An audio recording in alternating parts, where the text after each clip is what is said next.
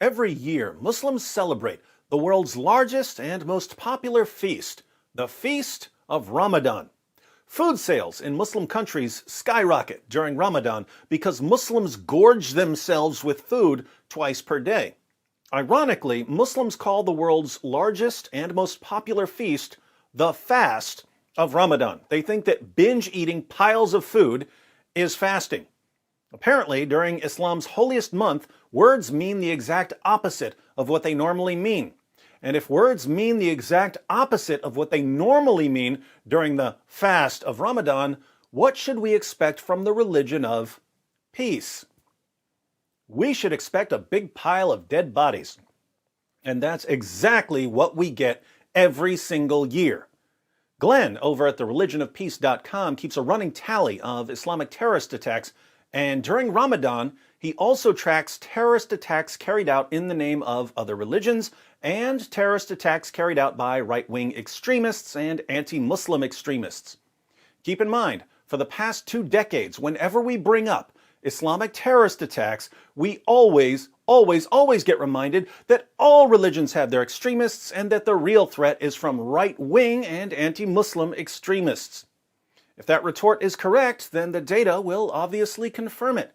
When we compare the number and severity of Islamic terrorist attacks with terrorist attacks carried out in the name of other religions and ideologies, we should see some striking similarities. We should see adherents of other religions launching proportional numbers of attacks. And if right-wing and anti-Muslim extremists are the real threat, we should see even deadlier results from them. So, what do the numbers show? Drum roll.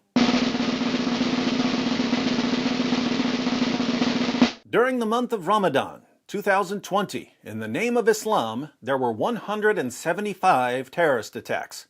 718 victims were killed. In the name of all other religions combined, there were 0 attacks and 0 kills. There were also 0 attacks and 0 kills from right-wing and anti-Muslim extremists. This is pretty much what we see year after year after year. We occasionally see 1 or 2 attacks in the name of some other religion or by some extremist, but these attacks are always dwarfed by Islamic attacks. Apart from that, the number of Islamic attacks and the number of victims of Islamic attacks are usually higher than they are this year. The collapse of ISIS combined with the outbreak of coronavirus led to a significant reduction in Islamic terrorist attacks in 2020. But even with the collapse of ISIS and a global pandemic, jihadis still managed to crush the competition. That's dedication. The question that should arise for anyone who's concerned about the future of human civilization is, why does Islam consistently and invariably produce vastly more terrorist attacks than all other religions combined? Have you figured out the answer yet? If so, be sure to share it in the comments section.